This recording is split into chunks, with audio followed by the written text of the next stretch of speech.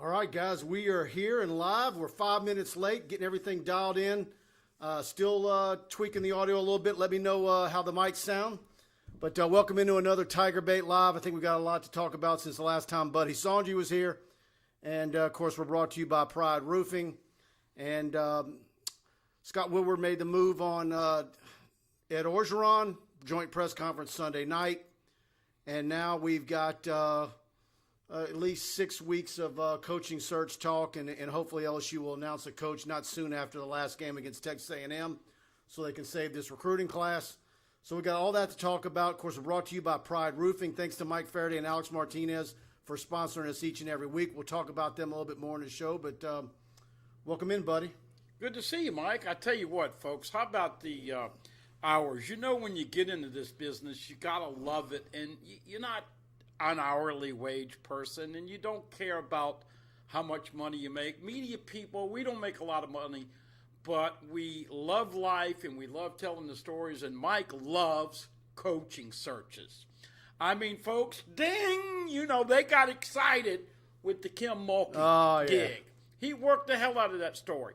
And then we had the baseball, and this DA right here was thinking Tim Corbin wanted to leave Vandy because the AD wanted to concentrate on Tony Vitello, the shiny object. Well, I didn't think Vitello, but we thought Corbin. But we said she wants to concentrate on football. Well, she better do a better job of concentrating. And now Mike and I really hadn't talked that much the last 3 or 4 days because he's on every show, and he's blowing up. Yeah, even bigger than Facebook. Oh, by the way, did you hear Facebook's going to change their name? We have all that crazy stuff going on. But, man, I'm excited to be here, and you should be excited as a Tiger fan because as tough as the beginning of the year was, this has started to come back as a salvageable season. Nobody thought before the season, I want that son of a gun fired or whatever. It just evolved. And there was a reason it happened, and it was the right reason, and it had to go down. But now you're coming off of what everybody anticipated, a coaching change. Scott Woodward did it the right way, even though it was a little awkward that Sunday night. I've never seen anything like that, and I thought it was exceptional. I mean, Orgeron stepped in it a little bit. Yeah. But overall, that was a political that was a maneuver there. But here's the deal that was so great about it. Every coach who has interest in LSU had his agent call up Scott Woodward in the last 24 to 48 hours and say, oh, by the way, we will talk. So he did that. People and the fans got what they wanted, which was Coach O to ride off in the sunset. He got $17 million. I'll be damned. Only in America can you get fired and get all that money. I called LSU. What? It's like, oh yeah, you don't want to give me my $17 million? Let me tell you what I'm going to do if I don't get my $17 million. Well, that's Tennessee and Jeremy Pruitt, but no, I thought that's Ed Orgeron negotiating with Woodward. Oh, you think you're going to get me for cause? Let me tell you about what I'm going to do. Well, and that's where we called LSU not DBU but DMU, Dead Money U. But you know what? If the boosters and the big wigs will pay for it, then it doesn't come out of our pocket. But even to make the story even better, LSU comes back and beats Florida for the third consecutive year. And now you're getting ready to go play Lane Kiffin and Ole Miss. And so there's been a little revival of the season. You got the end result that you wanted, and it all seemed like this thing could end a lot better than we thought 3-4 weeks ago. All I know is that, while we're tweaking everything, ready to go live, and I can see y'all's messages, where y'all at? What y'all are late. But what I do know is that Scarlett Brown is, like, so excited because you're here. Like, if it would have been me, she might have clicked off. But when she saw Buddy Sanji, like, she's excited. She's here. She's here for you. Well, let me just say this. And Scarlett gives you a hey, buddy. Well, hey, Scarlett, I appreciate you and I kind of thinking along the same lines and enjoying what we do. But I don't want to out anybody. But Mike said, listen, we might be late. I said, why? He says, I'm getting the play-in call from Jake Peets tonight. And I'll be damned if it wasn't 8:05. I'll rest my story. Hey, Jake, great call on fourth down. And, this brings up an interesting question. Coach O, admit it. You want to run it? You want to pass it? Coach O said, I'm going to let you make the call. So you and Blake have been talking about this all year long, how much meddling has been going on. And is this going to be better moving forward because you're not having those power struggles on responsibilities? Guys, do me a favor. I ask y'all every show, of course. Please hit the like button, share on Facebook, on social media, Twitter. Obviously, if you're an LSU fan on Facebook, your Facebook's probably loaded with a bunch of other LSU fans. Please share the show, and if you're enjoying it, hit the like button on either Facebook or YouTube. And if you're on YouTube or on our Facebook page, please subscribe to both of those of those TigerBait channels. And if you're on YouTube, hit the notification bell. You'll get a ding on your phone every time we go live. And so much appreciated for y'all. It helps us with the algorithms on both platforms. Phil Tittle, I know Mike doesn't like Billy Napier, but listening to Jacques Doucet interview with Matt Malk and seeing other views tonight with Billy, I'm all in for Billy Napier. Let me tell you something about the thought that I don't like Billy Napier. I do like Billy Napier. A lot of times when I'm talking about Napier, you got to realize, folks, I lived in Lafayette for 30 years. I'm a Baton Rouge native, but I lived in Lafayette for 30 years. So anytime I'm throwing some shade, it's usually because I'm wanting to tweak my Cajun buddies who have it out for LSU and don't have much love for LSU. So always take that with a grain of salt. We're going to get into this tonight, but I think when you go line by line and you look at who the realistic candidates are, who are the ones that are unrealistic, who are the ones that don't make sense for Scott Woodward when you know what he likes to hire, you look at what LSU's dealing with Title IX-wise, you start eliminating a lot of people.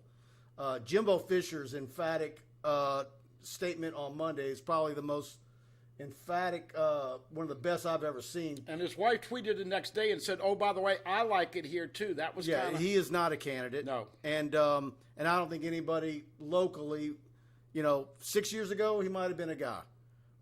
And even though he beat Alabama and great for A&M, he still has 2 losses, and there's still a question about where he's at with his offense and how they look, and are they underachieving. So I don't think he's a guy.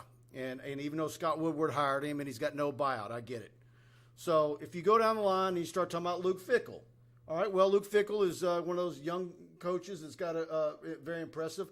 Look at his resume. I've never seen anything that looks weirder than his resume. He has never been anywhere. The only time he's ever left Ohio is when he got drafted by the Saints. Akron, Ohio State, Cincinnati. And I don't know if he's waiting for Ryan Day to maybe take off for the NFL so he can get the Ohio State job. I was even told by someone that his agent was threatening to fire him, like drop him as a client, if he didn't start interviewing and take another job seriously.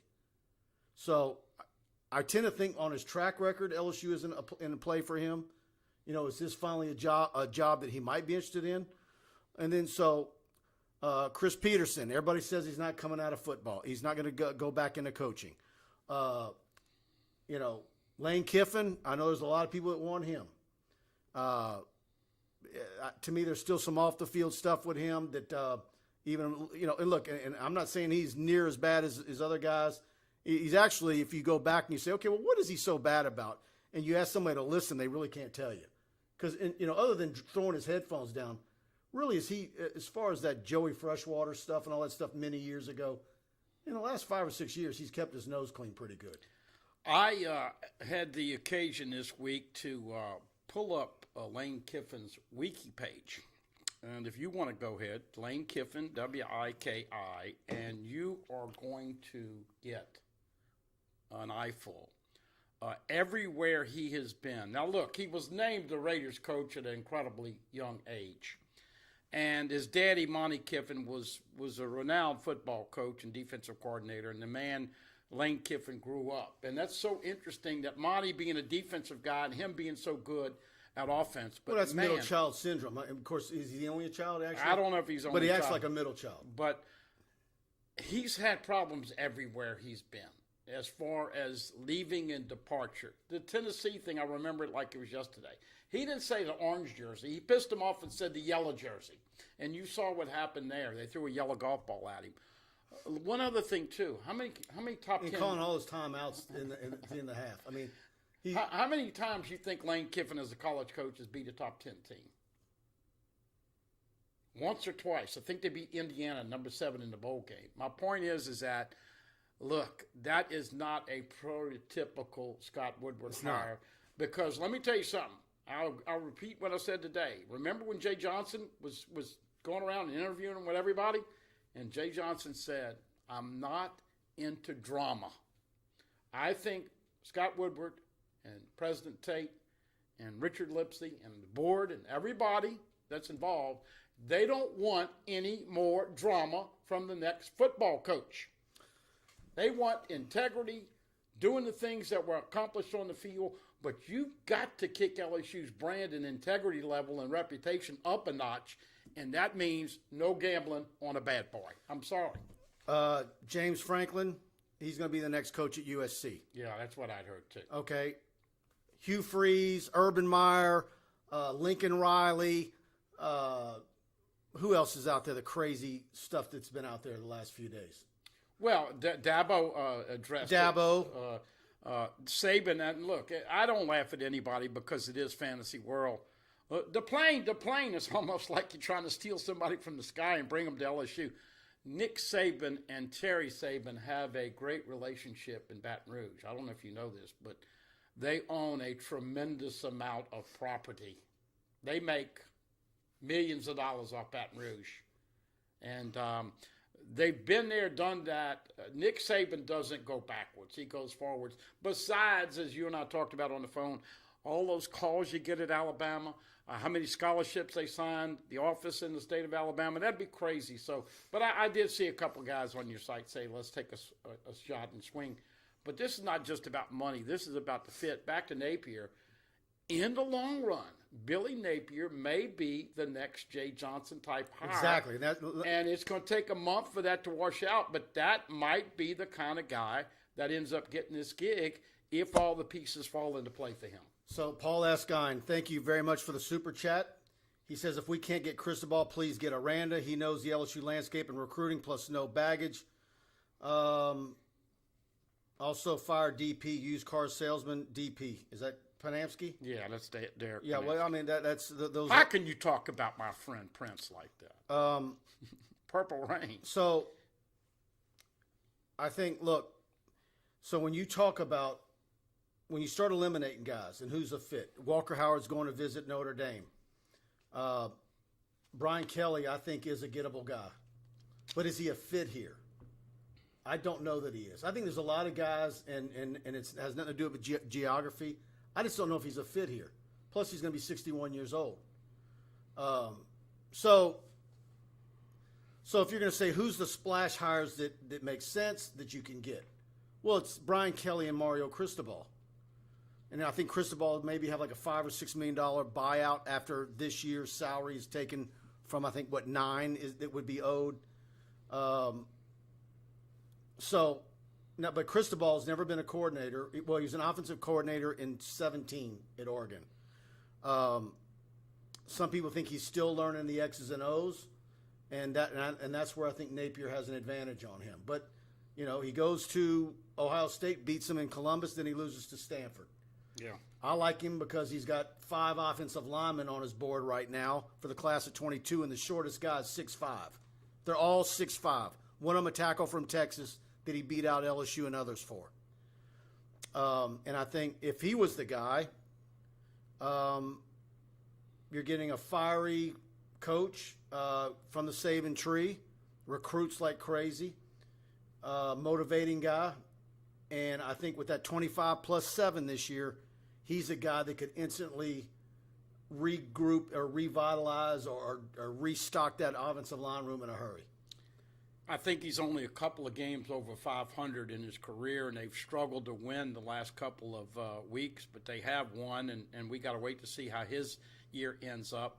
But stealing one from Blake Ruffino with RU Series Sports, and Blake was off tonight. I know he needed a night off, and I enjoy watching him. You know, we don't agree with each other on everything, but damn it, I'm hooked on that show, and a lot of other people are. But I come over here, and the first thing Mike tells me tonight, folks, is that I looked into my crystal ball, and I saw Mario. So you've been putting it out that Mario is your number one. Look, I'm not one to But tell you. I've always said I'm not married to him. No, and now you just hit the key word, because at some point somebody has to get married, and you know what? You're looking for the perfect man or the perfect wife, and it doesn't exist. Everybody's got a negative or a positive. Everybody's got things that they bring to the table. I mentioned Or the spouse gains weight like Mark Stoops. Listen, hey, but my point is that it's like finding the right wife or husband. You there's some give and take. There's timing. There's buyouts. There's staff. There's recruiting. I asked Trent Johnson when he came over from Stanford, what makes you a fit at LSU basketball? He wasn't a fit. The black athlete in California was totally different than the black athlete down here. The whole culture was different. Nick Saban, we talk about is Nick Saban. Nick Saban wasn't a fit when he got here. He made himself fit because everybody said, I'm going to follow this guy. Everybody dressed like Nick Saban. Everybody had that banty rooster, don't mess with me, even though I'm 5'8", I will punch you in the mouth.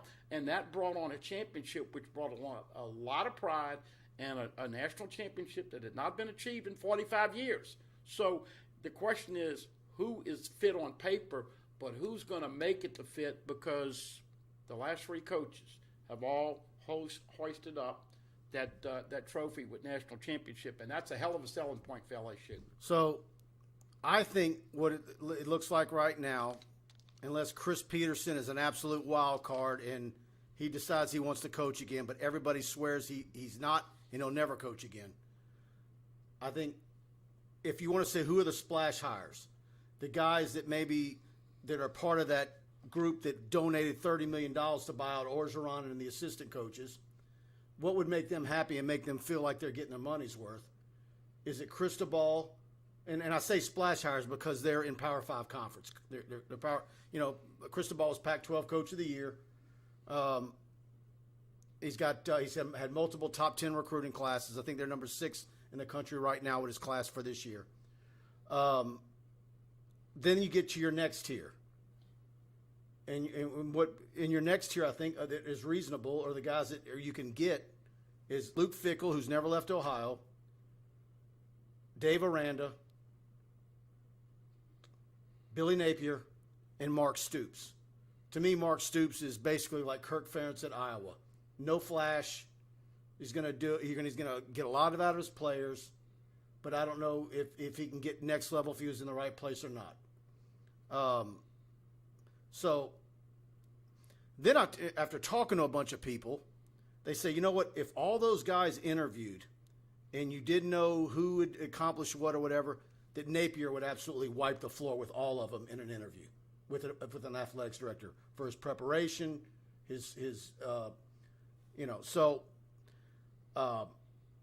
and I hear that the Cajun radio guy over in Lafayette swears up and down that Napier will not be the next guy. So that makes me believe even more that he could be. Listen, folks, I'm not in shape to run a marathon. And I don't know if Mike is either, but this is a marathon. I mean, we're sitting here talking, and look, I made an ass of myself with the baseball, thinking that I had some ends. And let me tell you something. I'll go to the casino and play against Coach O and some other coaches. But Scott Woodward is playing chess when everybody else is playing checkers. I don't think for 1 second that every person that's interested in this job has been made to the public. There could be 4 or 5 guys that he's looking at. Eric Bieniemy, who knows? He might be a great fit. See, but you can't get him till January. I understand. That's what I'm saying. So it's like that's what I'm saying. When you go line by line, you're like, okay, if you want to get a guy, okay, like I'm looking at Cristobal. I'm assuming Oregon's going to be in the Pac-12 championship game. Mm-hmm. That's December 3rd. LSU plays that previous Saturday night A&M.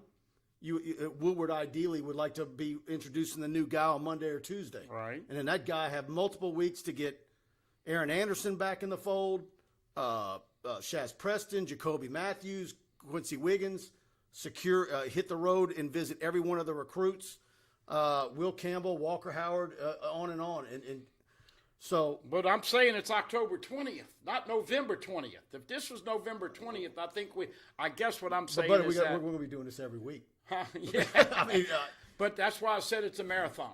Look, I think that Scott Woodward is going to take his time, and I think we all have a tendency to want to rush to things. And I just think it's going to be 3 more weeks before.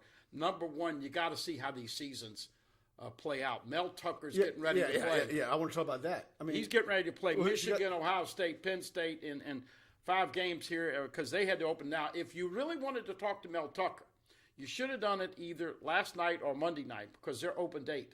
And everybody always gets a couple days off when you have an open date. Yeah, but who talks to somebody in the middle of a season?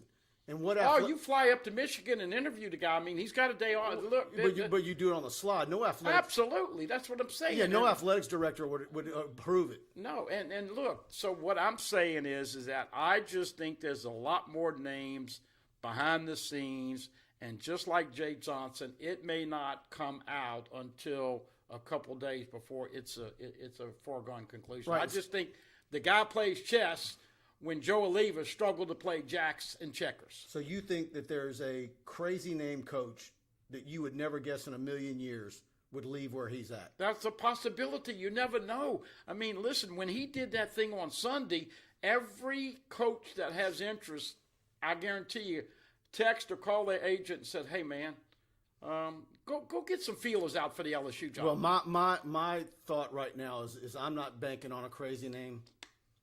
I'm like Kim Mulkey. That was perfect timing. Yeah. Scott Drew had just won a national championship. Right.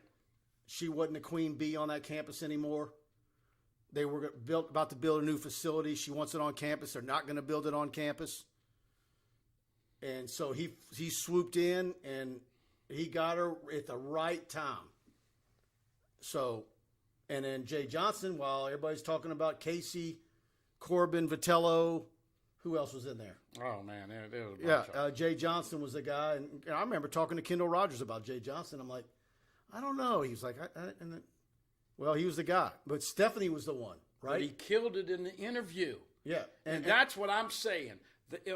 If they had interviewed everybody, I just think we'd have a better track it and maybe a better feel. I just think right now this thing is about 25% in, and it's going to take another 3 weeks to get to the back end of this thing, maybe even more. Kenny Russell says, Mike, I feel Napier's the guy. Guys, let me give me a second, buddy. We're so backed up. I want to get as many of these comments, guys, and I apologize. We're 22 minutes in and hadn't really broke. Freeze has plenty of baggage. Be careful. Chip Kelly might be in the running. Good to have you back, says Grant Dunlap. Troy Davis Kiffin is a clown. Let's see. Go to his wiki page, and I guarantee you it is a eye-opening experience. All the stuff that's happened. Now, look, I think Lane Kiffin's as good a play caller as there is a college game. But he's still got to be the top 10 team, and he's still got to get better defense. There's a scenario where I'm talking to recruits around and the people around them, and they're like, well, I'd like that particular head coach, but I'd like it if he got Lane Kiffin's offensive coordinator. Yeah. The offensive coordinator at Ole Miss is going to be a guy that a lot of people are going to be wanting to get. Keith Wilson, this is laughable. Kiffin is who we want. There's a lot of people that want Lane Kiffin. I just don't see him being a Woodward hire. I don't. I don't think you can take the chance of the perception. Listen, and whether it was his fault or not, look what the reception at Tennessee. He pissed those people off so bad they put his wife's cell phone number on the internet. Now, they had a divorce shortly after anyway. But Kiffin, I could see, just like Saban, except Saban handles everything with so much class. But Kiffin is the kind of guy that you get behind. But how many top 10 teams has he beaten? And what kind of defense is he going to play? Oh, by the way, Kiffin, he's going to try to put 50 on LSU. And when I tell you some defensive stats, he might Saturday afternoon. Brandon Reese needs someone with some SEC experience. Would that include Napier, who was on Saban's staff, and Cristobal, who was on Saban's staff? I'm also hearing a scenario where if it's Napier, he would get Rob Sale from the Giants to come with him. And so we'll see. He's got Jabbar Jalouk. Jabbar Jalouk, of course, from New Orleans, is a prep coach. And the coaches in New Orleans love him. And would that be a guy who would immediately get Aaron Anderson back in the fold and get that secured up? Oh, man. I think I remember a recruit not coming to LSU because of Jabbar Jalip. Yeah, there's a running back. So that's the whole scenario. Look, but also, too, to be fair to Jalip, LSU didn't offer him till late. I understand. And Clemson had just won the national championship. Yeah. My whole point is this. Listen, everybody has fun with it. I just think you're trying to end the race, and we're just starting this puppy. And I tell Mike this all the time. You're going to call me up next Wednesday at this and say, man, I am beat. Man, I've already been crispy. We're what, 72 hours? I've been crispy a few times. Let's see. Catch up, Jake. Mark Cumby. I trust Woodward will get the right guy no matter who it is. Yeah. And I'll tell you what I want to do right now. I want to talk about Tony Freeman with Assurance Financials. And we thank her for being our sponsor each and every week. And if you're thinking of buying a new home, refinancing your current mortgage, but haven't found a lender you can trust, let me tell you about Tony Freeman with Assurance Financial here in Baton Rouge. And by the way, she's licensed in Mississippi, Texas, and many other states. So just because she's based in Baton Rouge, she's already talked to multiple guys who watch the show and gals and families about refi or new homes. She can get you taken care of no matter where you're at in the South. So give her a call. She's a dear friend of mine, someone who many of my friends have used for their mortgage needs repeatedly. 25 years of experience in the mortgage industry is unsurpassed. She offers a wide range of knowledge on home loan products, whether you're a first-time home buyer ready to buy a new home or you just want to explore your refinance options. Tony can guide you through your next mortgage experience. You can feel confident you're making the best financial decision with Tony as your guide. And not only is she a huge LSU fan, but Assurance Financial is a proud partner of LSU Athletics. Call Tony today, 225-239-7150. Again, 225-239-7150. Please tell her you heard about her on TigerBait, NMLS number 104765, Equal Housing Opportunity 70876. Big thanks to Tony for sponsoring us each and every week, and I promise you, if you call her, you're going to enjoy your experience dealing with her. And, of course, I always chime in about Pride Roofing, folks. They take great pride in the job they do. They really do mean it. This is their MO. They take pride in the job they do, how quickly they do it. And let's be honest, you got to figure that Scott Woodward is going to use Pride Roofing because he takes pride in the way he does coaching searches. But guess what? There are no leaks when you go with Pride Roofing. You see, Scott Woodward, he knows what he's doing. There's no shingles going over everywhere. So in other words, if Pride does do Scott Woodward's roof, we want him to have some leaks. Well, no, I just think not those kind of leaks. And Mike and Alex do a great job. Hey, in Baton Rouge, 225-275-2041. Call the incredible Miss Tammy. And, of course, anywhere else, 855-PRIDE-16.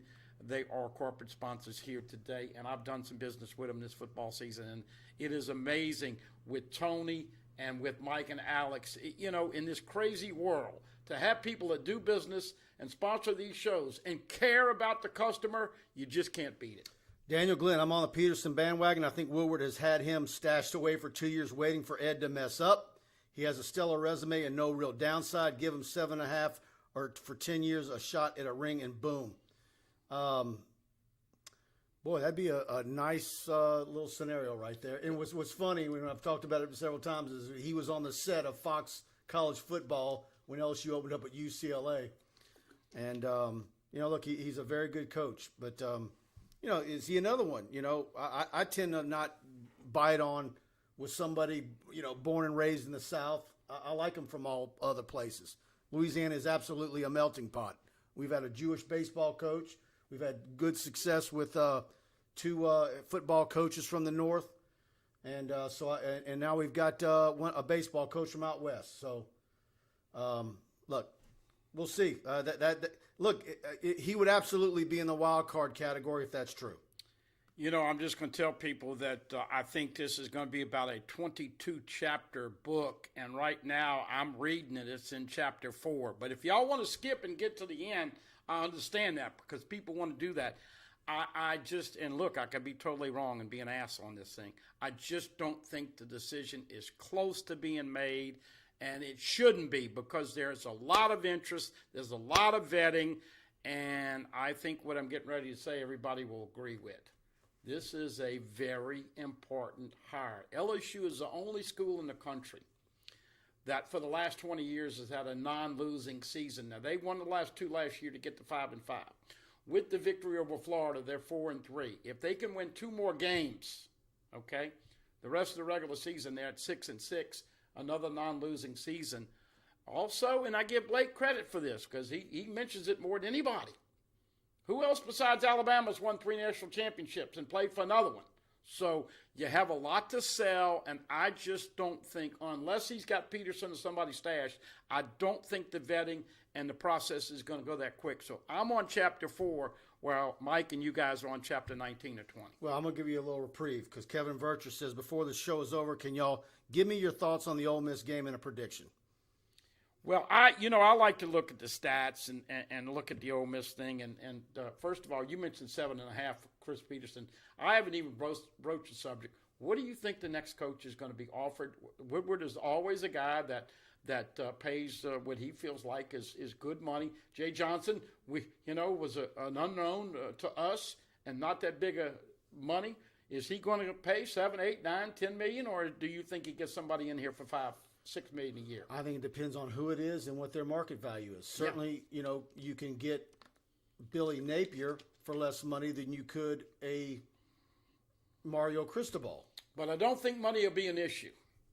If they get a guy that guarantees and commands that money, they'll pay him. And by the way, Napier's got a buyout as well. I think it's like $3 million. Yeah, they roll him over every year, so he's got a buyout. That's nothing for a big week, though. No, but and then if it's Brian Kelly at Notre Dame, which I've had him on the list because I do think he's not locked in at Notre Dame. I think he would leave, but I don't know. I think he's the one guy. If you said of all the guys we're talking about that's not a fit here, I think it would be him. He would have an advantage in a game like last Saturday because coaching at Notre Dame and being around touchdown Jesus, he would certainly know how to defend the Hail Mary better. Yeah. And that was ridiculous. And the one thing you can say about what he's done at Notre Dame, and he's beaten LSU twice in bowl games. Look, I don't know if Mike got the joke. Yeah, I did. His teams are physical; they're prepared, and I think he knows. That when he gets to the playoffs and he gets beat, there's only so many difference makers that I think he can get to South Bend. He did draw some attention earlier in the year when he said something about an execution. And, it was a comment about the game and the players and all that. Look, that's what I'm saying. I have no idea whether he would get a serious look or not. I just don't think we can squeeze it into this. I think the thing is out here right now, and there's a lot of potential. Well, and the thing about it is, all these guys, I think, have positives. Like, man, when you talk to Walker Howard's going up there for a visit. Yeah. And he's already been there before. The Osbury kids, that might have been their best visit, and they've been everywhere. Yeah. Clemson, Florida, Texas A&M. Notre Dame stood out for them. So Notre Dame is getting – there's a lot of Louisiana kids they're LSU no matter what. But if you said who was second, Notre Dame's right there with a lot of them. Well, you still have not gotten over Jerry Tillery ended up going to Notre Dame. You really wanted him to Robert be Robert Hammond. Yeah. No, who was the Benny Gilbo? Yeah. Remember that one? Well, I'm going back. Speaking Robert of Hammond was the Florida State. LSU Ole Miss game, Mike, 2:39 on CBS. I had not heard this. I don't know if you did, but late this afternoon, Gary Danielson went into the clerk of court and is going to be called Richard Danielson for the broadcast on Saturday because he's been acting like the nickname of Richard all year long. And, he just, for some reason, he's going to love up on Lane Kiffin and Ole Miss, especially if they get the offense. Kiffin's quarterback ran the ball 30 times last week. He's beat up. Mike, I remember Georgia was playing Florida, and Tim Tebow ran 25 times a week before he ran 30 times against Georgia, 55 times in 2 games, and he had a bad shoulder and was stymied the rest of the year. He played through it, but my point is that he cannot continue to run Matt Corral. So They have a lot of wheel routes. They throw a lot of bubble stuff. They get a lot of people outside in space. LSU is going to have to come up and tackle and wrap up, and then they're going to go over the top. And if they get in the red zone, folks, more than likely they're going to score a touchdown. It's pretty scary when you look at LSU's defense in the second half and defense in the red zone. So on the flip side, LSU is going to run the football. How cool was that to see the offensive line get some reprieve? I know I called them bad names all year long. And TDP, great to see I love that happen Saturday. Because, I'm a guy early in the season. It was like, let's just see Kiner and Goodwin. I've seen enough. Yeah. And then for TDP to have 2 games back-to-back like that. And then, I was thinking, man, I hadn't seen a rushing performance like that since Sean Alexander did it to Alabama. And then when you find out that the last guy who did that to Florida was Herschel Walker, I mean, good for him. And, and I love his mama, too. They were some happy folks. Let's catch up, because the one thing I like about when I watch versus when I'm here live is you get to more of the interaction. So Don Wheat says, great show once again, guys. Thank you, Don. Bayou Bingo, I think LSU wins on Saturday. LJ Gaming says Stoops is too fat. Oh, please. We've got some of the best food in the country. I talked to a Kentucky guy today, and he said he brought that up with Stoops, and they said, yeah, I got out of hand during COVID. But no, he is a worry. And here's the thing. I looked him up. You know he's only a month older than me? Exactly a month. That dude looks 10 years older than me. Yeah.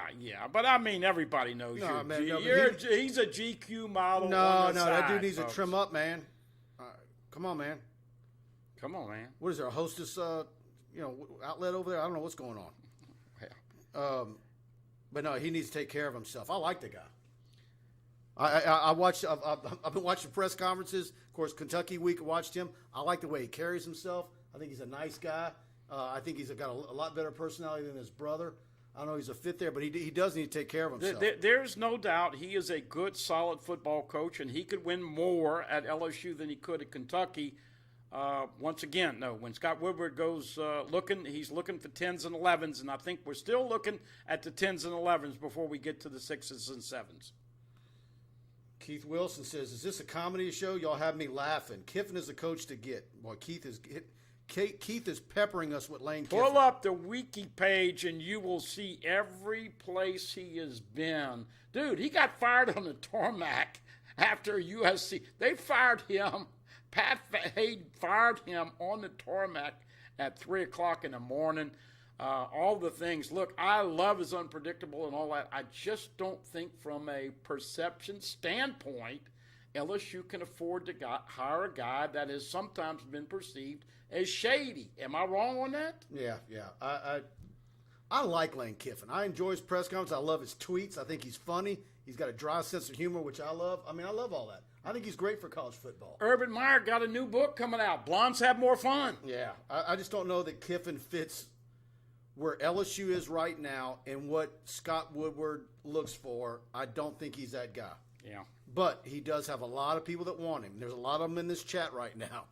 I got friends in Lafayette that who see Walker Howard every week, and they just foam at the mouth thinking about what Walker Howard would look like in that Lane Kiffin offense.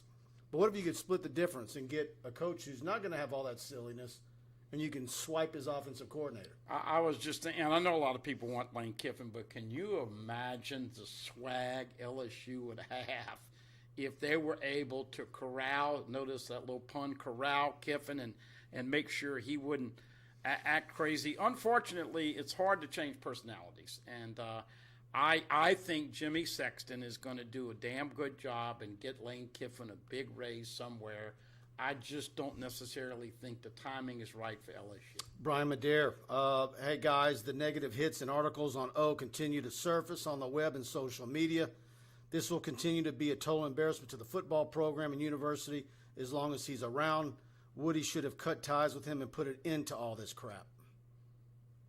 Well, Brian, I'm apologetic here because I don't understand what he's saying. Well, Listen, he's talking about the stuff that was in the Athletic. But it's going to come out anyway. And you don't have a guy that do you realize the hats you wear as a head coach? That's 17 hats that you've got to replace. So I normally would say, there's got to be drastic situation for you to clip, and that's not Woodward's personality. But LSU, he's making my point about perception. You can't afford to have the next guy come in here and be a skirt chaser. I'm sorry. Carl Dunn, could Napier keep this recruiting together? I think he could. And I think a lot of the state kids are aware of him. I think they're aware of him and his staff. I think the Cajun program has had a lot more kids go to their summer camps that are of higher quality of state of Louisiana kids than you've ever seen in previous coaching staffs in Lafayette. A lot of them go on visits because their teammates are being recruited as well. And that Napier staff has some guys that they really like. Coach Leger is one of the nicest guys. I've run into him on sidelines before, and they've got some good personality coaches that a lot of kids like. So Jabbar Jalouk, obviously, remember all that brouhaha years ago when he wasn't retained, and there was a article that went out. I'm not going to name the guy, but it was basically saying all the coaches in New Orleans were going to band together and lock LSU out, and because they like Jalouk so much. So we'll see how that plays out. I just think, other than looking at if it's Cristobal and a guy in the Pac-12, is he better for LSU long term than the guy right there in the Sun Belt that doesn't have the games on the schedule, to match the resume, because he's playing App State and Coastal Carolina and South Alabama, et cetera. Yeah. And he's got one marquee win against Iowa State and during a COVID year. But and then there's some Cajun fans in Lafayette that I've talked to that feel like, because he calls the plays, that sometimes they think, he might be better off if he had an offensive coordinator and he didn't wear that hat as well. Yeah. So, but then other people say, no, he's actually running a great offense because he doesn't have a quarterback that can really throw it, and he's protecting him. So, well, look, I want to take this time to announce all of you out there watching and listening, congratulations to Carl the Cat. I've just got the latest referee rankings. Carl the Cat broke the top 40. He is now the number 39 local referee by the association. So congrats to Carl to moving into the top 40. And by the way, he told me one time, you don't think I'm a recruiter? Look at my wife. That's all he said. He's a hell of a recruiter, Mike. Brian Burgess and Rudy we trust. Let's see. Let me scroll down. Brian and Annie Pinton, thank you for the super chat. Let's pray that Alan Miller has a great recovery. Yeah, we talked about before the show. Man. That's upsetting. And hopefully he does have a great recovery. And of course now ACL surgeries are like microwave ovens. They're perfected, and he'll be 100% soon. But you won't have him for the 21-22 basketball season. So that's a blow to Will Wade. 6'3" combo guard, transferred from Illinois and was becoming the alpha dog on that team. People looking for him. He passes it, he rebounds, he shoots, he does. He gets everybody involved, and I think it's an early hit for Coach Wade. And because, once again, all you got to do is go back to Joe Burrow, and you got to have a guy. I don't care if it's baseball, basketball, football, whatever. You got a guy or a woman who wants the ball and wants the pressure on their shoulders in crunch time. And nobody that I've ever seen through the years was like Burrow. And Adam Miller was a guy that kind of was the dog. And we'll see what they do to overcome his departure. If you ask this question, Scott Tronhon, who can take care of one side of the ball? Three guys: Kiffin, Aranda, and Riley. Lincoln Riley. Yeah. Ha. Well, look, I got a couple buddies that really like Dave Aranda, and they start off by talking about the intelligence and integrity and the defense. But he's only really had this 1 year. He had the COVID year, which we didn't find out, and they didn't play a lot of games. And of course, he's having a great year this year. I just think that with Dave, they'd have to miss out on some other guys, but certainly we all know that Dave brings a lot of class, and from a PR standpoint, now he'd be a home run. But how good a recruiter is he? How charismatic is he? How can he talk to the boosters and all the other things you got to have? And let's throw in one other thing, Mike. You've got to have a guy who knows about NIL money and being able to get boosters to come on in here, because the days of playing for free with this NIL are over, and we know of some instances where guys are being recruited and right off the gate, hey man, you come here, I'm going to get you $500,000 on an NIL deal. I'm telling you, this thing is going to blow up, and I think the coach that gets named is going to have to be on top of it, just like Jay Johnson, Kim Mulkey, and all those others already are. Matt Swain, Cristobal would be like hiring another version of Orgeron. Great recruiter, but no real experience as a coordinator. He will have to rely on the coordinators for success. This model is extremely difficult to sustain, if at all. By the way, you did research with Oregon. Do you think that they feel like he's going to interview for the job? I talked to an Oregon beat writer Monday. And what's their take? He thinks that, look, have you seen their facilities? They shell out big money. Phil Knight, but for whatever reason, they feel like that if LSU came in and they'd match it, that they wouldn't match it. They wouldn't. No, okay. that they wouldn't go crazy. Well, there's going to be 3 or 4 coaches that get a raise because of this situation. It always happens that way. And I think, and Cristobal wants to get into the SEC. Well, you look into your crystal ball, and he's going to tell us next week how it looks. So, but like I said, I'm not married to Cristobal, but I like him. I like what he could do with the offensive line, and I disagree. You can absolutely. I don't think he compares to O, and I don't think he's going to be a guy that doesn't know that he needs to have great coordinators and can't attract them. I don't know. I didn't know we would give marriage advice tonight, but anyway. Yeah. When you talk about married, I get a little crazy. I've had enough of that.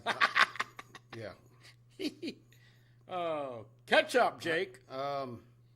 Kenny Russell. I think he feels. I feel that Napier is the guy. That's what Kenny Russell says. Can we say he's the flavor of the week now? Mel Tucker was the flavor of the week earlier in the week, and now Billy Napier is coming in as the flavor of the week. Yeah, I just think, at the end of the day, if you get to that group, that Napier, Aranda, Stoops, whoever, Fickle, does Napier look any worse than all them? And how does he compare in the interview when he's sitting across the table from Woodward? Well, here's the question. How many people are trying to sell LSU on them, and what's LSU's reaction to all those people? Once again, I want to reiterate, as this season goes on and some things happen, it's all about timing and craziness. And look, you did a great job of boom, boom, boom. 10, 15 lines on why Kim Mulkey ended up here. It just fell into place. Something happened over there, something happened over here. You've got to have a little bit of luck in these things, and the timing aspect is something that I just think is unpredictable right now. But I do know it's a lot of fun. I'm just saying, a flavor of the month, a flavor of the week, whatever. Scott Woodward plays chess when we all play checkers. Yep.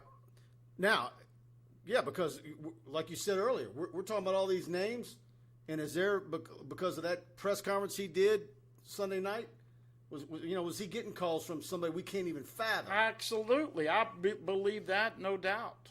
Yep. And why is that? Because coaches want him as their athletic director. And the job itself. Well, I was going to say, look, and he's no Joe Oliva. No disrespect to Les and Coach O. And we all have to appreciate what Coach O and the way he acted in 2019. I talked about it often during the year. That play clock would be going 5, 4, 3. Coach O would always get there just in time.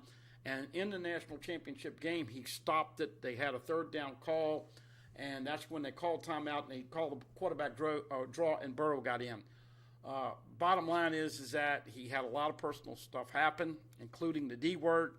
And I don't care who you are. This happens with coaches because it is a very tough business on wives and coaches' wives and families. They end up raising these families more so than the coaches.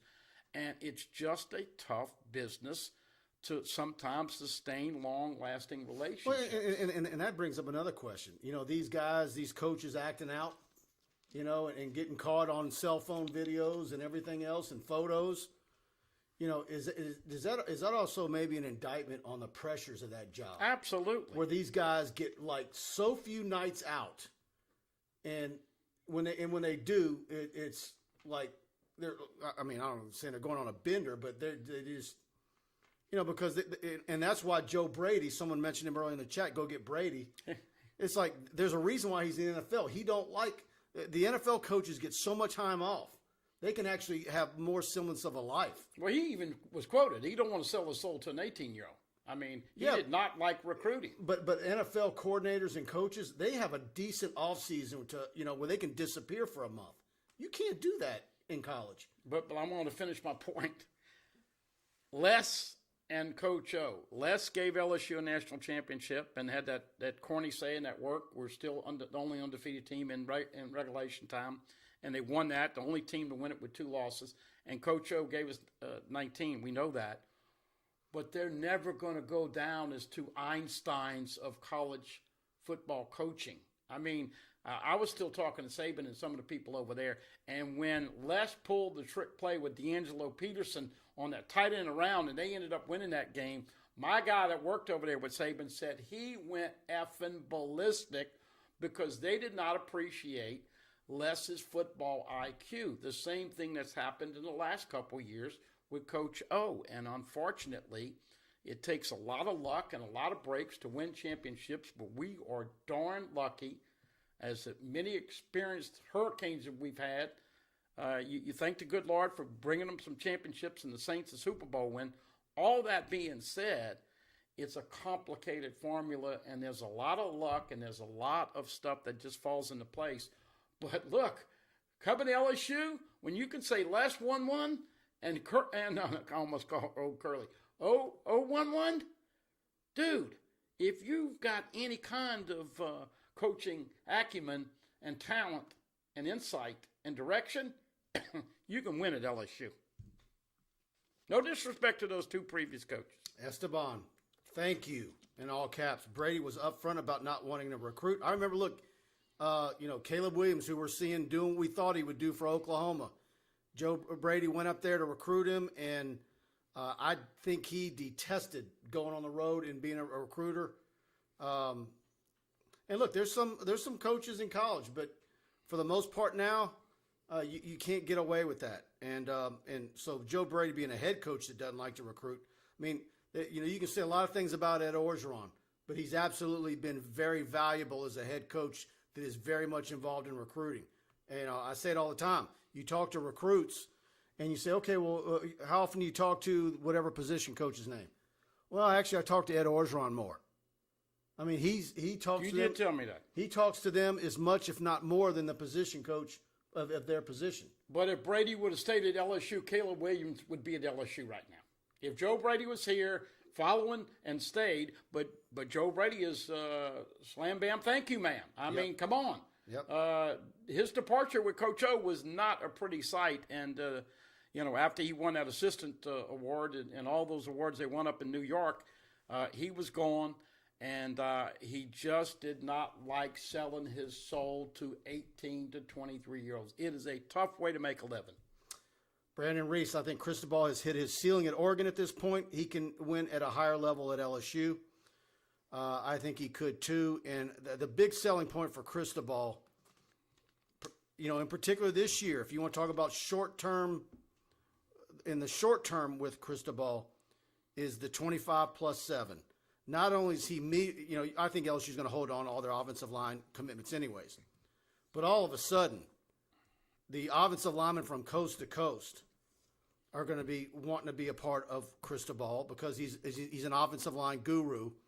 And then that valuable +7 that the NCAA is given, what he could do with the transfers to get LSU's offensive line room revamped, replenished, and healthy immediately. It would go from being a sore spot to big time. So, and I think that's one thing that he probably would have over the other coaches on the list. I think you need to debut your crystal ball next Wednesday night. Yep. Ron Ash says Dabo is the mystery candidate. Oh, Dabo, do you? I think Dabo's got a little bit of a cult over at Clemson. Mike, all the spiritual stuff and the recruiting and all the things that he's been able to do. And we talk about sustaining success. I hear he's had like 3 players getting the transfer portal this week. They're not doing as well because they've got a quarterback who's learning on the job. I don't think Dabo would have the kahunas to leave that Death Valley to come over here. And come on, man. Why would Dabo want to come to the SEC West? It doesn't make any sense. Mike Bro, will the new LSU president, Dr. Tate, have any influence on the hiring or let Woody do his thing? I think there's a lot of baloney out there. He will absolutely let Scott Woodward do his thing. He's not going to meddle, contrary to what's out there on message boards and people worrying about this and that. Woodward is the guy. And I tell you what, when Tate got hired at LSU, I made calls to South Carolina. I got multiple guys that cover the South Carolina Gamecocks and have been doing it for years. And they love Dr. Tate. They couldn't say enough great things about him. And he loves football. He's very much in athletics, so that's a positive. He's all in for whatever Woodward needs, and he's out of the way. But he's very much a football guy, loves SEC football. He's not some of the other guys that LSU's had previously that wouldn't know football from a volleyball. Scott Woodward is kind of like Nick Saban. He uses the media to get the message out, and early on there were a lot of talking heads throwing that situation out and even quoting kind of backhanded quotes about President Tate wanting a minority candidate. Listen, folks, we don't talk race on our show, and whether he's black, white, red, yellow, purple, or gold, whatever, people just want the best candidate. And I think President Tate, but this is how good Scott Woodward is. He had that leaked out, and there was so much backlash from the LSU fan base that guess what? If President Tate wanted to do that, he already heard very quickly that the LSU faithful want the best guy, and race should not be a factor in naming the next football coach. Booker's rebirth with a pair of shoes is his avatar. I don't know if that means he's a cobbler or he's a salesman for Allen Edmonds. But he says you'll need more than $500,000 for Cristobal to take the LSU job. Think more like $7 to $7.5 million a year for Cristobal. Where did you get the $500,000? Yeah, I don't know where that's coming from. I think I looked. He was number 26 in the country in that USA Today salary deal that came out last week, and it what $4 million, 3.8. Orgeron was number 2. Was a ham sandwich below $10 million. Yeah. So I mean that's not going to be a problem. Yeah, I don't think money is going to be an issue in this situation. Let's see. By the way, somebody asked about LSU, Ole Miss. Tigers, when I was here last time, 2 weeks ago, Mike, we're averaging about 75, 80 yards a game rushing. They're all the way up to 117. LSU's getting 390 yards a game. The defense is giving up 400 yards a game.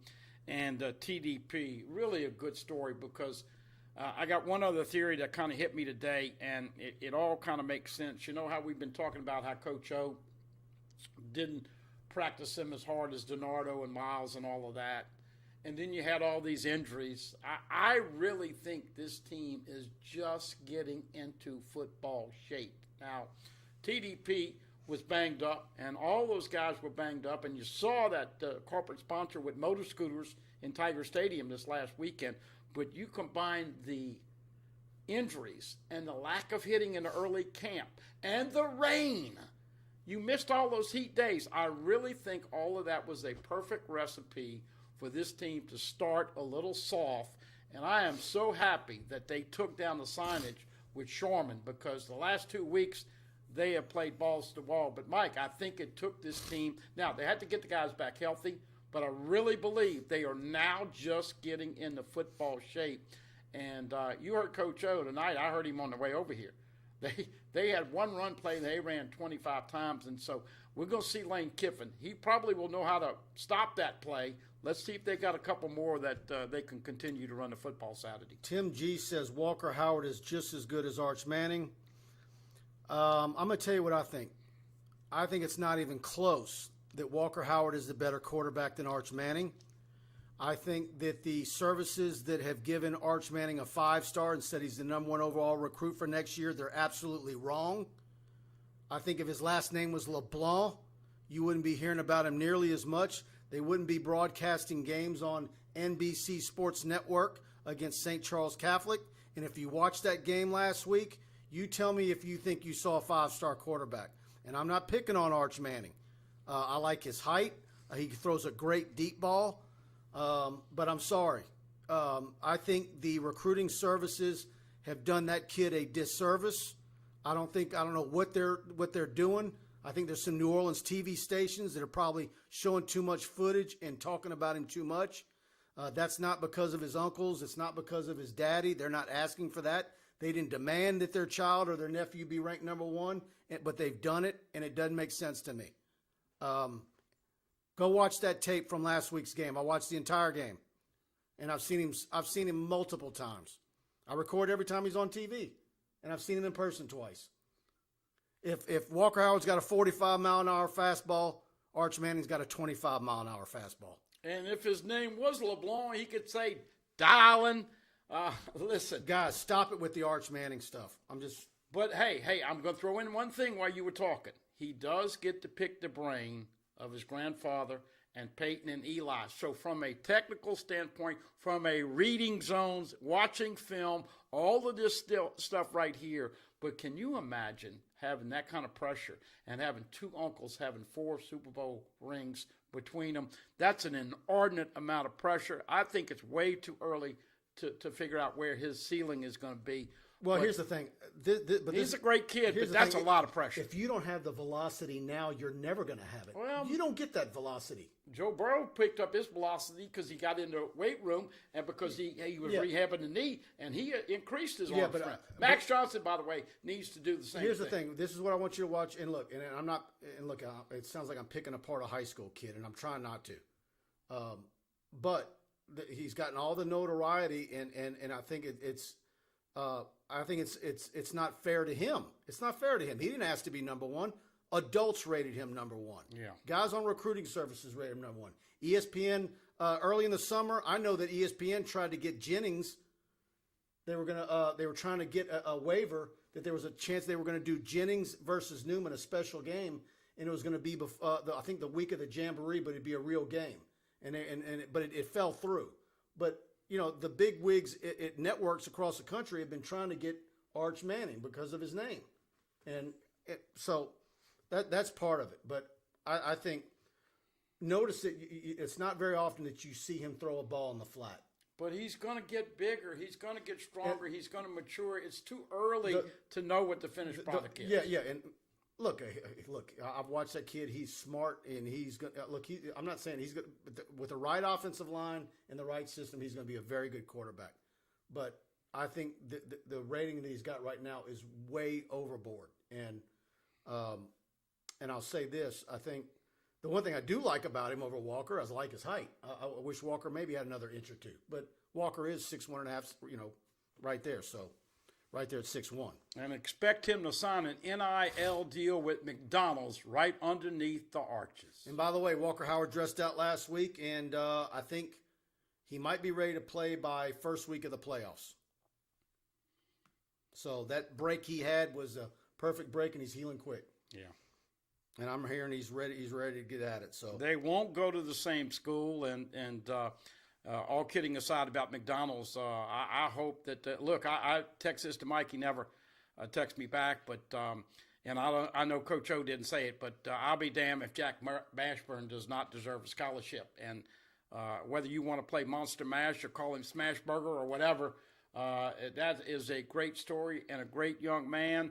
And like Mike says, walk-ons ought to be toting a few of his burgers this year over at Smalls. They have a relationship, those two, because he deserves a little bit of the NIL money, in my opinion.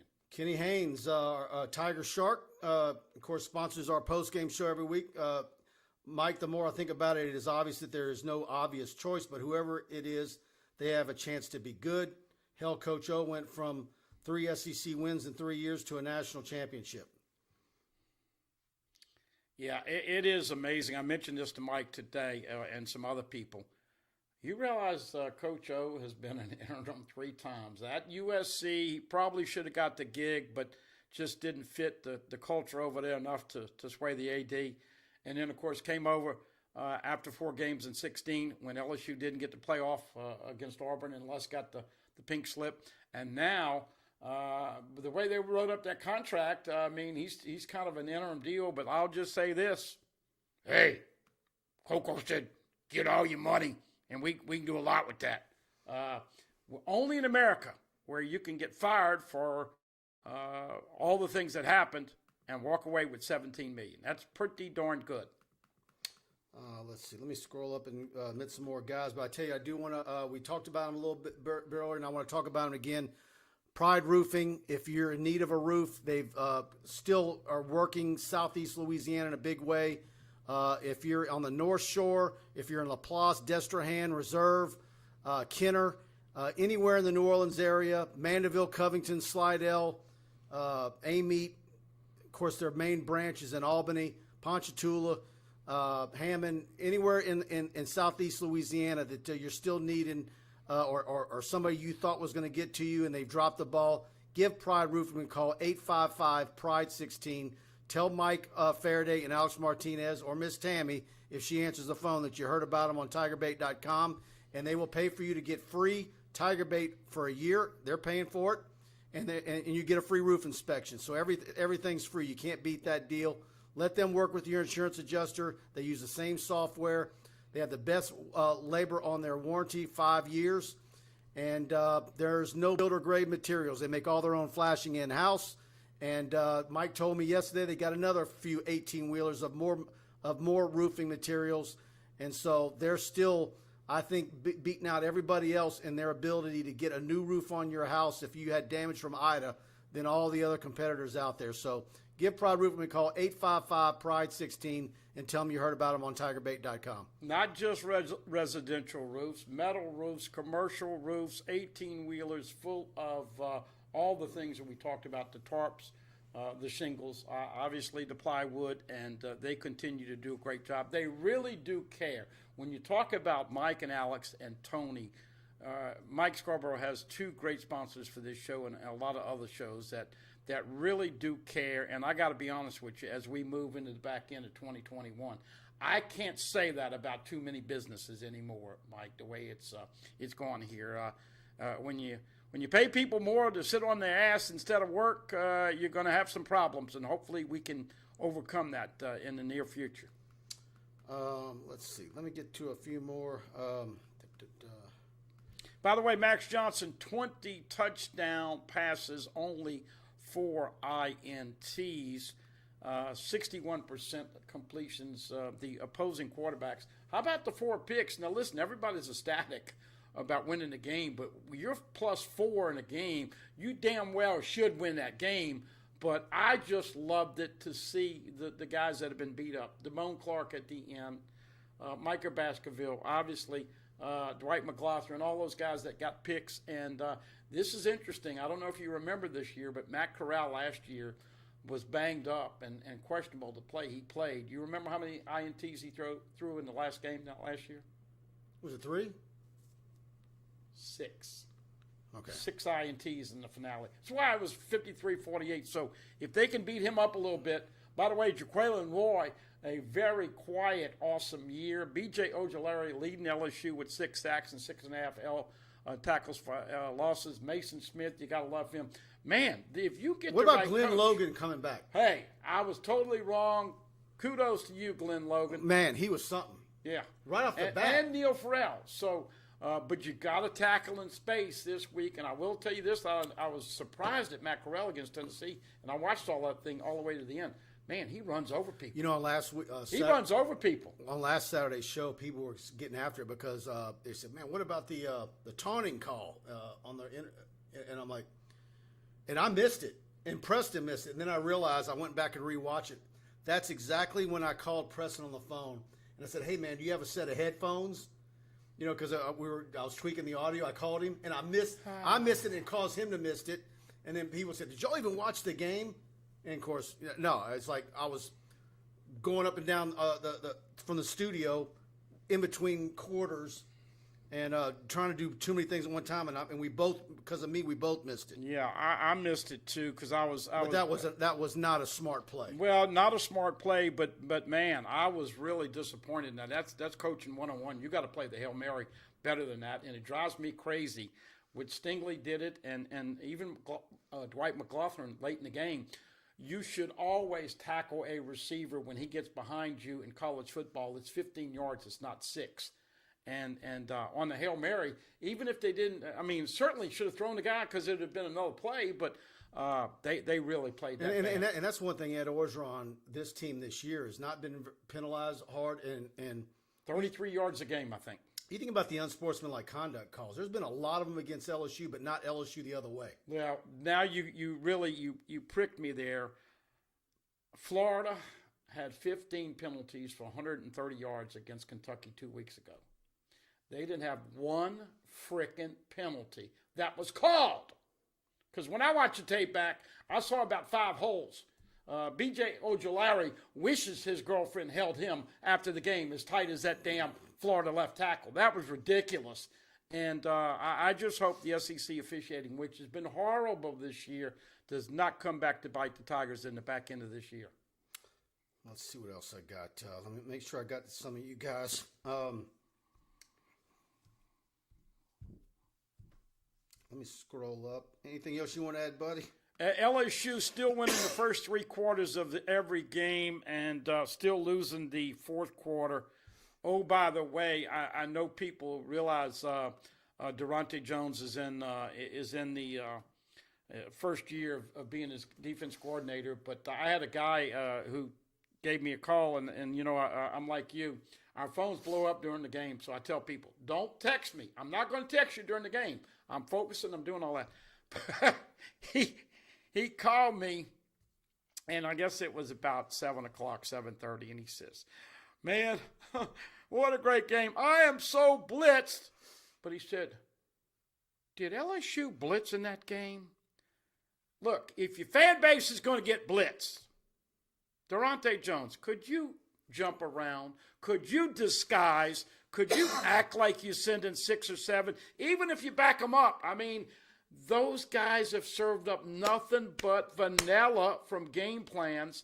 And we saw Pete's with that great 4th down call. I just want to see a little butter pecan. I just want to see a little bit mix and match. But come on, man. If you don't blitz, if you stay in that, and you don't jump around and disguise, Matt Corral is going to chew you up and spit you out, and Ole Miss is going to score 50 points on Saturday. Denley Nelson, Brian Kelly is an arrogant SOB. Louisiana kids will not take to his leadership style.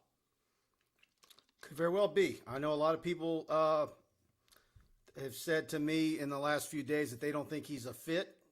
Yeah, he's polarizing. Yeah. You know, he's one of those guys, I don't know if he's got what you call an open face or someone you think is approachable. But, you know, a lot of coaches aren't.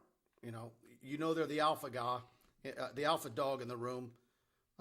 Google Brian Kelly and execution, and you'll see what he did after a game this year. Philip Rose, Mike, you left 2 very good coaches, James Franklin and Tucker from Michigan State. No, I haven't. I think James Franklin, everybody I've talked to for 2 days, swears up and down he's a done deal to USC. And I talked to even one source on the West Coast that said a coaching assistant friend of his has been contacted by James Franklin about wondering if he would be a part of his staff at USC. So if he leaves Penn State, I think it's for USC. And then Mel Tucker, look, he's a guy I think would be on the list, someone that they would talk to. But let's also see how he's going to do in the upcoming weeks. He's about to really see how good his football team is. Here he is a very, very honorable guy, has a lot of values that you like. He left Colorado in the heat of the night to go to Michigan State, and if he comes to the LSU job, that would be the 3rd job in about 3 years. I think he's got to have a few more skins on the wall. But depending on his interview status and what he does against Michigan, Penn State, and Ohio State in the next 5 weeks, probably going to have an impact on him. But most people think he's an up-and-coming coach. I did meet him one time in 2000. He was the DB coach for Nick Saban, only stayed at LSU 1 year. First year for Coach Saban. But he did work with him. He's familiar with the SEC, worked with Georgia and Alabama. Obviously, he knows what it takes to win in this league.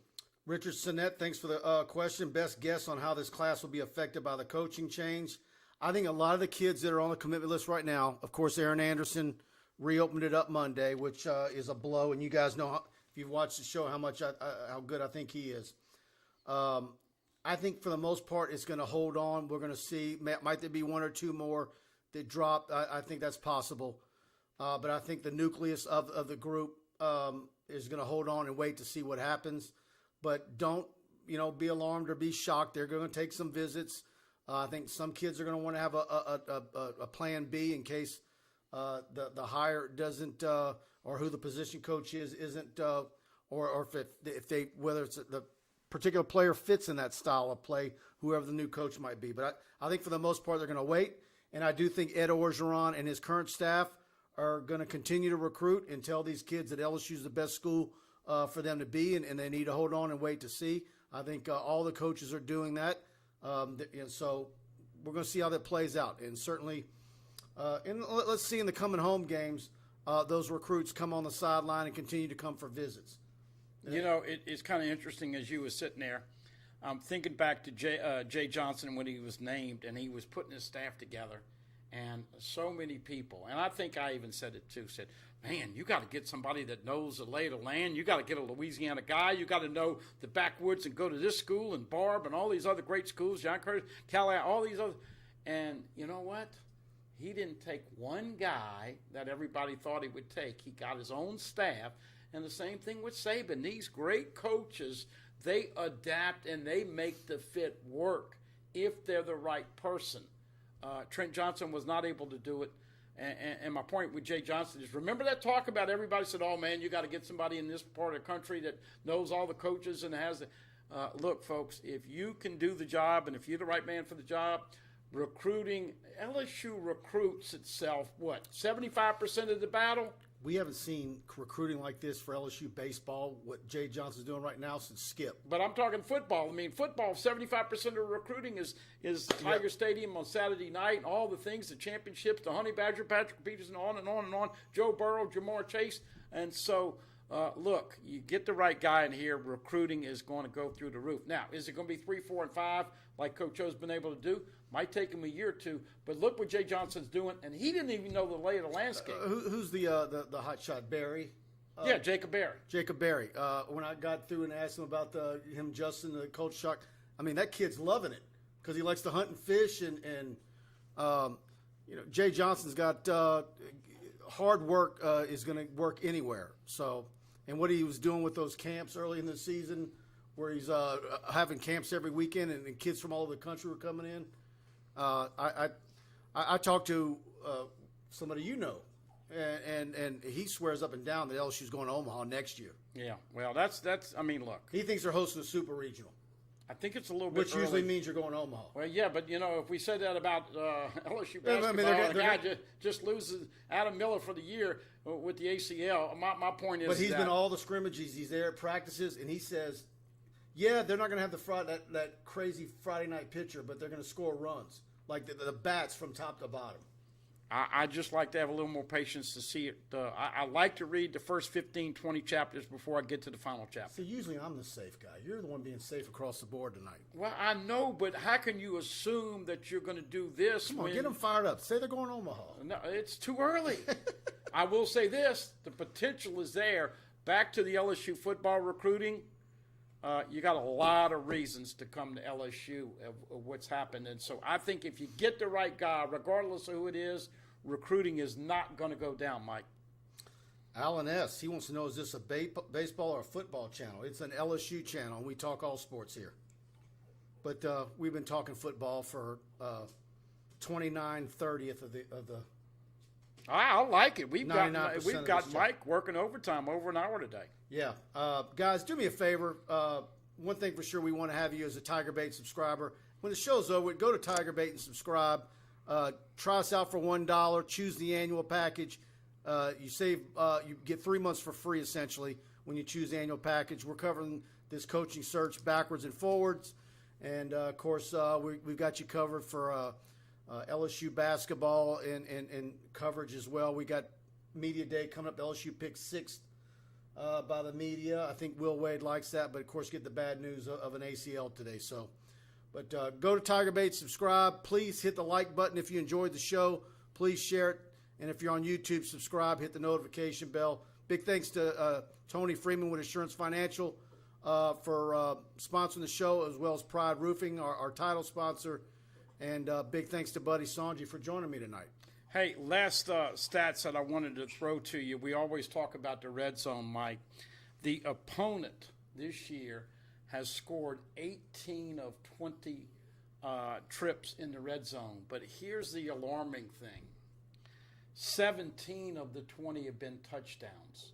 That means in 18 trips to the red zone that they scored, 17 touchdowns and 1 field goal. I think they've got to force some more field goals. Ole Miss is going to be balls to the wall. They're going to throw it in space. I think this is a game where you could see easily both teams over the 40s. And I know Kiffin wants to send a message that he should be the guy to be looked at. And Jimmy Sexton wants Lane Kiffin to send a message. Absolutely.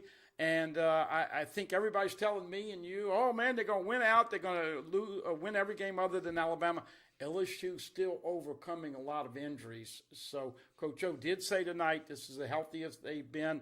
Glad to see Glenn Logan back. And thank the good Lord Sage Ryan got back in there. But I think the Tigers got a chance. But right now, it's going to be a crazy game. A 4-hour game on CBS Saturday. I feel good about this game. Yeah? I do. I think Orgeron now can coach. Of course, this is old school. Of course, yeah, he's good friends with Lane, but believe me, he wants to beat him. And he knows that Lane Kiffin's name's out there and people wanting him. I think he would love nothing more than to spoil that. So I don't know. I haven't come up with a score yet, but I'm starting to think LSU. I am. So we'll see. But it's going to be a test for that defense. Yeah, last shout out for my doctor, Dr. Michael Casadebon, who took out this number 17 lower left wisdom tooth. I don't know if I lost any wisdom or not. I'm just starting to feel a little bit better, fired up. And you LSU fans, look at the big picture. You've got a new coach coming in. You just beat Florida. You got a chance to have a winning season. Don't freak out. Scott Woodward knows what he's doing. He's got a good track record. And you got a chance to win a few more games. Can you imagine that we would have been thinking about the LSU run game and the offensive line the way we are now from 2 weeks ago? So they are getting healthy. They are getting in shape. Once again, I think that we got a chance to enjoy this the first 6 weeks, come on. That was brutal. I think the back end of the season could be appreciably better. And don't fret and think that the next coach is going to be named tomorrow or next Wednesday. Pace yourself. It's a long, long road. Mike knows this. Well, yeah. Scott Tron said something about Xanax in the chat, and he was telling me at the baseball search, man, you need to pace yourself.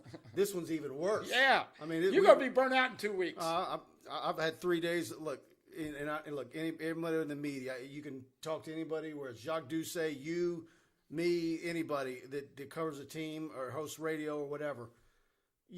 Their phones have been blowing up, and they're getting messages from friends they hadn't heard from in years, old classmates. Who's it going to be? Is this true about the sort of thing with Orgeron? And it's been nonstop. And so when you're trying to do that, you're trying to make calls, you're trying to put together a list.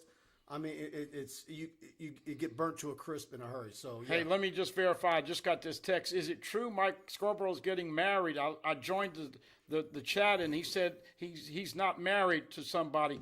I'm gonna need Kenny Haynes to come up with a prenup. That's yeah. Look, you have your crystal ball right here next week, and I've enjoyed it. And we just have to say this in closing. The LSU fan base are just incredible how they live vicariously through these teams. I know high schools have it and Southern has it and the Saints have it, but I just think we've got some better times coming here, and I don't think unless politics gets too crazy and there's too many people tugging, I do have a lot of confidence they're going to finish on a high if they keep the guys healthy. And Scott Woodward's going to make you happy here in 6 weeks or so. That's it, guys. Thanks for tuning in. See you in a post-game Saturday. And we might see if we're talking about a win, but either way, we'll be here. And go to TigerBait, subscribe. We got a lot coming your way there. So see you guys on the other side. Hit the like button. Yeah, hit like and subscribe. Good night, everybody.